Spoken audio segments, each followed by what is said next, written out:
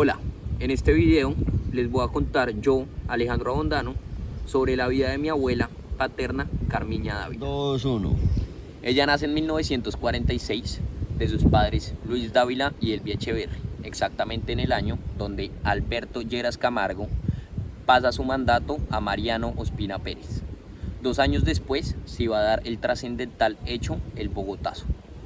En 1948 se da el Bogotazo, el 9 de abril, cuando matan a Jorge Eliezer Gaitán, y nace la época de la violencia entre liberales y conservadores, donde después iban a aparecer todas las guerrillas y todos los sucesos terribles que hasta hoy se siguen viendo. En esta historia se resaltan dos temas particularmente importantes que afectan mucho sobre la vida de mi abuela.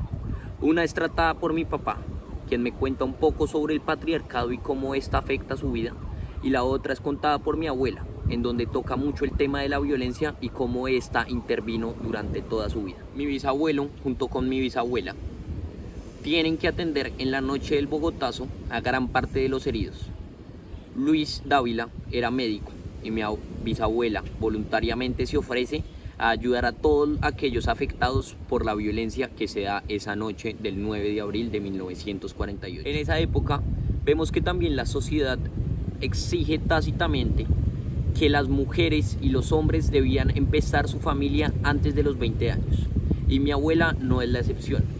Y 6 meses después de conocer a mi abuelo Eduardo Abondano, empieza su matrimonio a los 17 años y a los 18 tiene su primer hijo.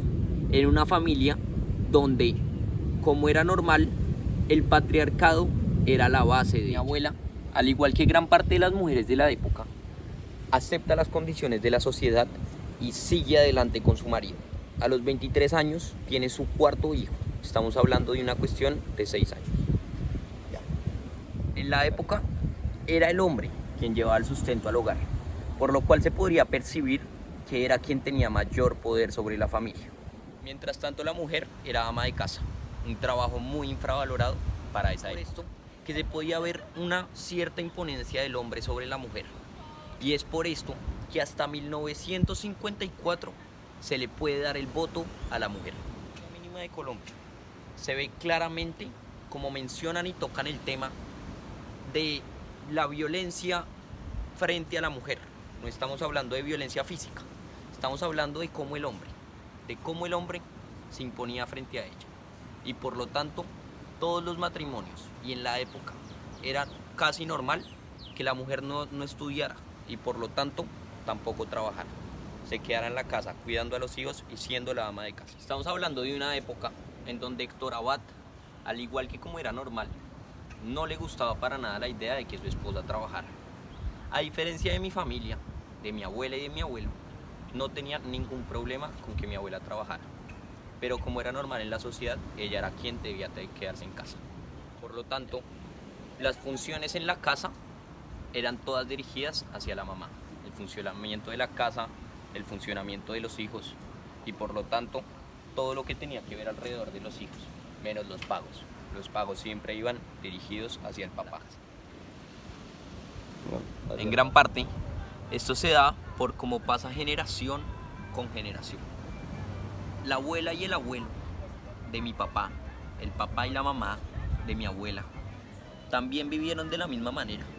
De hecho, mi tío abuelo siempre se quejó del autoritarismo que tenía su padre con su madre. Y es claro, así siguieron los años tras años. La vida de mi papá, de mis tíos, de mi abuela y por lo tanto de mi abuelo siguió de la misma manera. Mi abuelo llevaba el sustento, mi abuela cuidaba la casa. La vida de mi abuela siguió así. Duraron 50 años casados. Pero una de las partes más importantes es hacia el año 1980, hacia la década de los 80, en donde mi abuela empieza a remodelar casas y hasta el día de hoy son esas casas las que a ella, después de la muerte de mi abuelo, después de un matrimonio de 50 años, le sigue dando un sustento económico para seguir viviendo. Y ahí es cuando digo que mi abuela también fue independiente. Mi abuelo la dejó vivir su vida y también la dejó generar sus mismos ingresos. Aunque igualmente la sociedad siempre impuso ese patriarcado y esa imponencia del hombre frente a la sociedad. Ahora nos vamos a adentrar un poco más en la violencia y todo eso que trajo el Bogotazo, todo eso del bipartidismo, el Partido Liberal, el Partido Conservador, los bandoleros por parte liberal y por parte conservadora, las guerrillas, las FARC, el ELN y todo lo que llevó consigo y cómo afectó eso a la familia. Para esto es de suprema importancia tener en cuenta todo lo que nos deja el Bogotazo. El Bogotazo es el mismo que empieza con el bipartidismo. El bipartidismo, la guerra entre los conservadores y los liberales. Estos empiezan su pelea en el gobierno de Mariano Ospina Pérez, la pelea violenta. Pero antes ya venían con muchas controversias. Estos actos violentos las empiezan bandoleros que iban desde el lado liberal hasta el lado conservador. Y luego empiezan todas las guerrillas que se convierten en guerrillas liberales y guerrillas conservadoras. Luego de estas guerrillas, estos principios de guerrillas, empiezan lo que hoy conocemos como las FARC, el M-19, el ELN. Y el bipartidismo llega hasta la época de los 70s, en donde con el Frente Nacional se llegan a reconciliar conservadores y liberales y se acaba el bipartidismo. Pero todas las consecuencias que dejaron las vemos hasta el día de hoy, en el 2021. También empieza una de las épocas y una de las partes más horribles en Colombia, el narcotráfico. Una de las cosas por las cuales en el mundo nos identifican: Pablo Escobar, Gacha, el cartel de Cali, el cartel de Medellín. Todos estos tuvieron grandes implicaciones en la época de 1970 al día de los 2000. Mi abuela fue afectada directamente por la guerrilla de las FARC, en donde hacia 1980 estos le roban la finca que tenían en los llanos y los dejan sin nada por esos lugares. Otro de los sucesos que a mi abuela le afectó mucho psicológicamente, en donde ni siquiera quería salir a la calle, mucho menos a las carreteras, es cuando a uno de mis tíos, Fernando Abondano, lo secuestra a las FARC. Por él tuvieron que pagar una muy alta suma de dinero para que fuera liberado.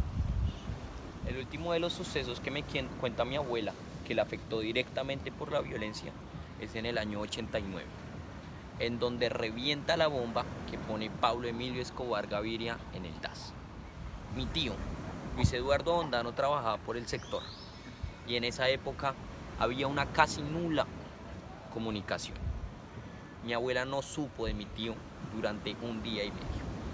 Y cuando mi tío llega a la casa, lo primero que dice es que le cayó un motor de un carro, casi menos de 1 metro.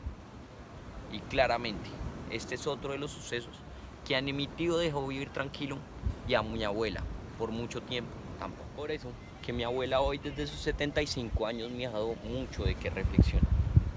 Porque Colombia está como está, porque hay tanta violencia, porque la sociedad funciona como funciona.